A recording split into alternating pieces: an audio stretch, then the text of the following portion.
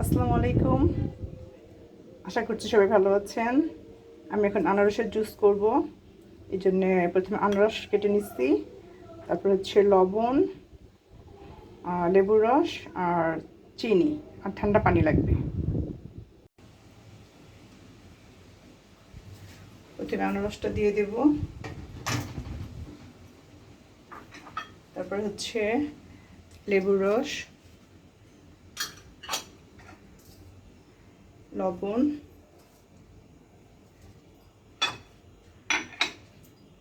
আর হচ্ছে চিনির পরিমাণ মতো, যে যেমন খাবে। কেউ মিষ্টি বেশি খায়, কেউ কম। আর লাগবে হচ্ছে ঠান্ডা পানি।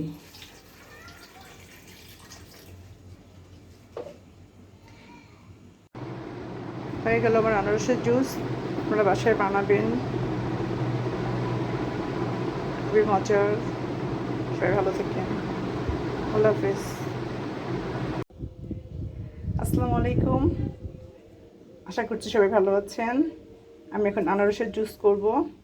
এই জন্যে প্রথমে আনারস কেটে নিচ্ছি, তারপর হচ্ছে লবণ, লেবুর রস আর চিনি আর ঠান্ডা পানি লাগবে।